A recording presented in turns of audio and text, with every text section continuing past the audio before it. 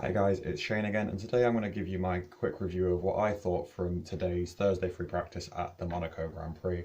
We're going to go through it team by team, as is the usual format, and say what I think is going on and whether I think we can take a true indication from free practice. First up, we have Mercedes, who don't seem as quick this weekend as I was expecting. I'm sort of shocked by that. They finished 5th and 6th in the first practice session, although they did set all of the lap times on mediums and didn't set any comparative soft tyre times. But then even in the second session, when everyone was doing the laps on softs to put in a comparative lap time, they were still only 3rd and 5th. They were a little bit off the pace.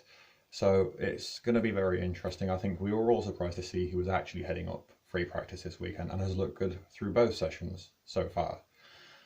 Next up, we have Red Bull. Now, Red Bull, it was a great moment for Sergio. Checo topped the first practice session, although he did do his time on softs, as opposed to most of the other top runners doing their times on mediums. So that could be a slightly misleading gap. And the fact that Checo on softs was only a 10th clear of Carlos Sainz in second, who did do his fastest lap time on the medium tyre, is slightly more indicative of what we should be looking at, and the fact that maybe Checo doesn't have the pace. Also the fact that in the second session, once everyone was back on softs, that 6 to 7 tenth gap between himself and Max once again reared its head and showed itself to be there, and Checo is still just not quite there on pace.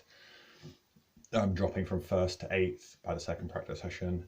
Max finished 3rd and then 4th. First session on the medium, second section on the softs.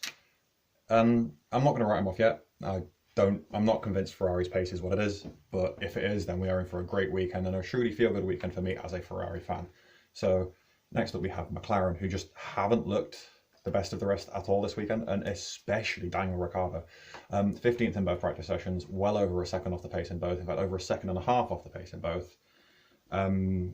It's just not looking grand for him. He's been nearly a second slower than his teammate.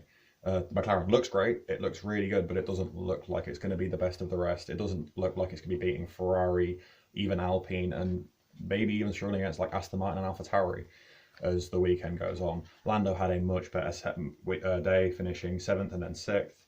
Still about the 7 tenths off the pace we've been expecting from that McLaren with regards to its pace to the front runners. Next up, we have Ferrari. Now, Charles Leclerc got issues in P1 with his FP1 with his gearbox, which led to him not setting a respective lap time.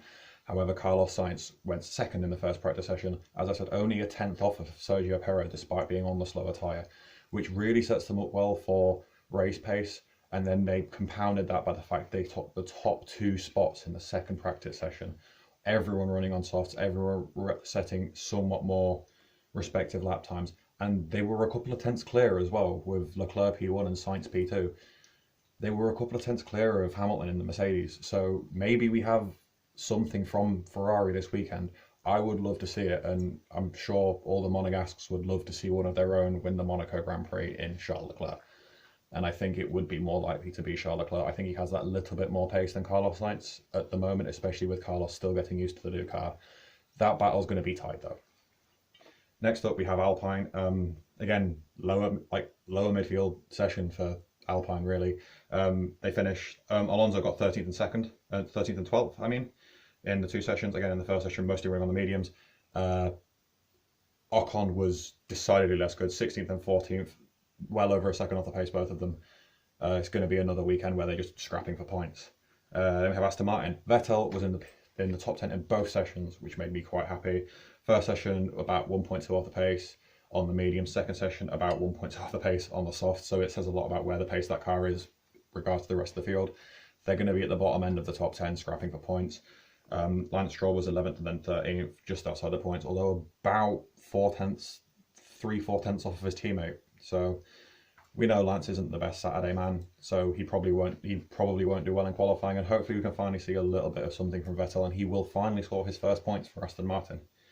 Next we have AlphaTauri. So AlphaTauri had a great first session with Pierre Gasly getting 4th, although it was on the soft tyres compared to the medium runners around him, so that wasn't a truly representative lap time. He dropped down to 7th in the second session, about 8 tenths off the pace, which is sort of where we're expecting AlphaTauri to be. The weird one was Tsunoda, who was just not near the pace of his teammate. He was 8 tenths off in the first session, then didn't set a representative lap time in the second session, finishing over 3.2 down and only doing a run on the mediums because I think he had issues. Next up we have Williams. George Russell finishing 19th, again setting his fastest lap on the hard, not really setting a representative lap time, but in the second session finishing 16th, clear of his teammate at 1.8 seconds off the pace, so we can expect Williams to be down there at the back with Haas again, although ahead of Haas, as they have been all season, they are quite a way clear of Haas this weekend as well. It's a big gap between Williams and Haas. And then we had Latifi, who finished 14th in the first session running on softs compared to everyone's mediums, then 17th once everyone was running softs, and he was about a 10th off of his teammate. Sort of what's to be expected. Then we had the two Hasses propping it up without considering the people that didn't really set a representative lap time. Although in the first one they were running softs and they still weren't very quick. Schumacher slower than Mazepin in both sessions, although it was very close in both sessions between the two of them, but Mazepin has been quickest in both sessions of the two teammates. They're going to be propping up the grid and they're going to be spending a lot of Sunday getting out of the way of considerably faster cars. That's all that can be said for Haas at the moment for most of the season. Next we have Alfa Romeo, who once again in practice look really good. They looked really good a couple of weeks ago in Spain, so maybe we're going to see something actually good from Alfa Romeo. Raikkonen finishing 10th, then 11th, about 1.3 off the pace. Again, 1.5 seconds off the pace is sort of where we're expecting it. They'll be fighting with Alpine and Aston Martin and apparently Daniel Ricciardo for the lower end of the points this time. Seems about right. Maybe Tsunoda will be in that fight, maybe Gasly. We're going to see what happens. I think Gasly's slightly ahead of them though. And then we have Giovinazzi, who finished 12th and then 10th. So jumped his teammate into the top 10 in the second session. They're midfield pace. They're dead middle of the pack at the moment for Alfa Romeo. Maybe we're going to see points from them. Maybe they're going to drop it or drop off in the race again like they did in Spain. Or in qualifying in Raikkonen's case, where he just disappeared. His pace disappeared in qualifying. But hopefully we're going to see slightly more. As to what I'd expect from qualifying, I hope this pace from Ferrari is real. I hope they've got genuine performance. And I hope they can intrude on the battle that's been a two-way fight at the front at the moment between Max and Lewis. Do I think it's the case? My instincts say no. I've learned not to trust Ferrari's form because it's been false dawn so many times since I've been a fan of Formula One, since I've loved Ferrari. But if I'm going to make the prediction with my heart rather than my head, I will say Charles Leclerc on pole position from the usual contenders in Lewis and Max making up the top three, then probably Sainz leading up the rest of the fight, and Perez possibly behind Gasly or Norris, or maybe even a surprise Vettel. Perez just doesn't look strong at the moment, but that could all change. As for the race, I still think Hamilton's going to win. I'd love it to be Leclerc, I really would, but I think Mercedes will do something, the strategy or the way they will qualify, that will enable them to beat Ferrari over the course of the race distance. I'd love it to be Charles Leclerc. I'd love it to be a Ferrari 1-2 where Leclerc and Sainz just dominate the race.